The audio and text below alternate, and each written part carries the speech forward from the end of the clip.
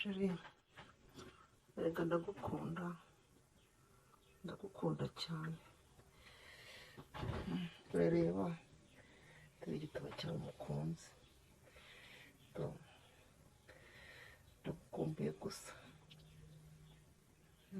sheri ntabwo nakwanga rega nkumbuye kugikoraho sheri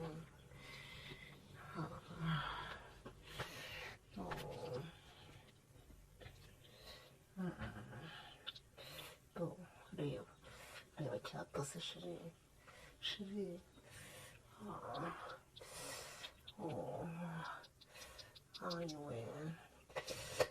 Niwe sheri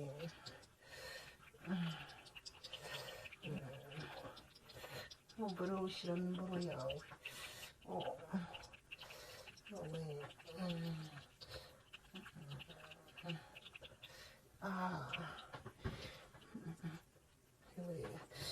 Niwe data we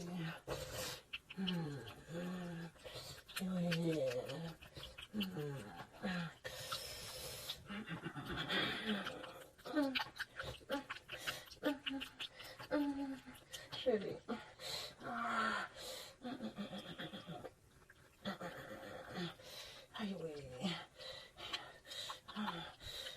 sheri ndagukunda mugabo mwiza we ndagukunda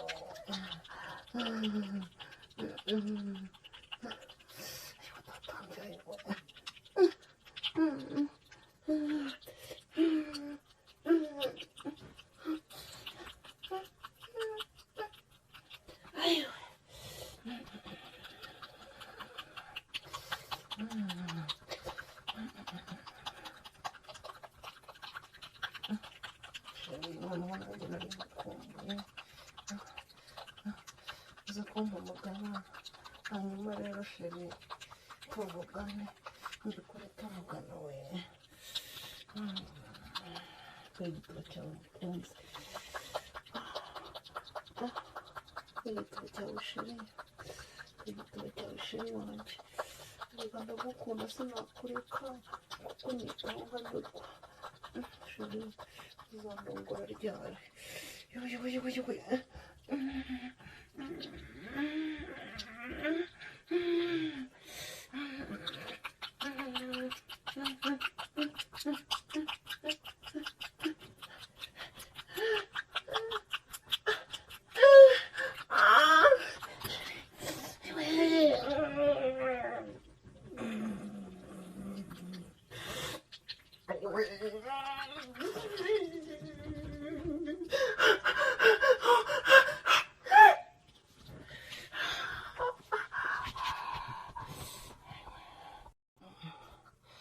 sheri ndarangije mukunzi mwiza reka ndagukunda we ubwo ndangije ariko ndacyagushaka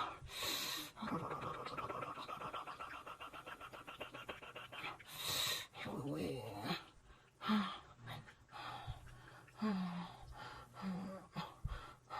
Yes, right. Reka mbasuhuze kandi nongere kubifuriza kugubwa neza no kugira umunsi mwiza mwese muri rusange.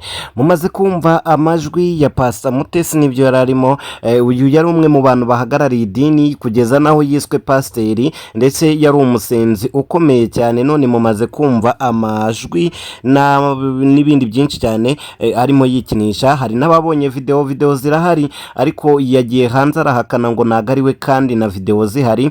Rero ibi byatumye ajya hanze, ndetse byatumye ukuri kose kujya hanze, mbega yasebye bihagije kandi nagaruriro bifite. Video ziri gucaracara, ni nabyo bimaze iminsi bivugwa ku mbuga nkoranyambaga. Havamo umwe hajyamo undi, habangiza ba Emeline, havamo hagiye yampano, havamo mbega nicyo kintu kiri kwera cyane muri iyi minsi. Rero wagira ngo umuntu wese asikajye guhura n'undi aricyo kintu afitiye target.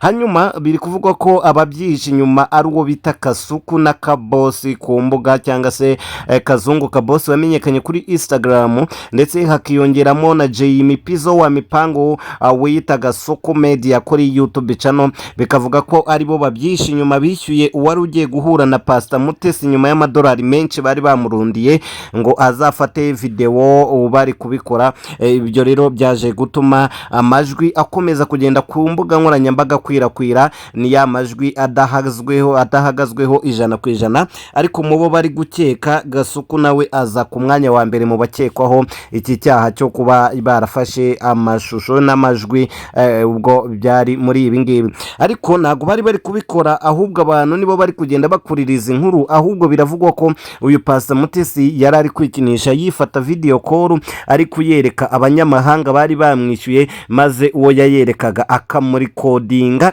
Nyuma yo kurikodinga cyangwa se cyo bita screen recorder, nyuma yo gufata screen recorder amashusho akayoherereza Gasuku akayatama abandi ba influencer bo mu Rwanda cyangwa se abakoresha imboga bo mu Rwanda, bakaba aribo bahise basakaza aya mavideo hanze. Pastor Mutesi yongeye guhakana kandi noneho ukuri kuri hanze. Ese weho niki wavuga kuri uyu wita pasteri, uyu wita Kasenga, bikaba byaje kurangira aya mashusho cyangwa se aya majwi ye ageze hanze?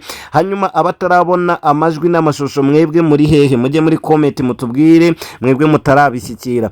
Uyu Pastor Mutesi yavuze ko ngo yatanze ikirego muri RIB, ariko ikirego cye ngende kubona rwose ntazi, kubera ko ibimenyetso birahari kandi biramugaragaraho. Namwe mutubwire.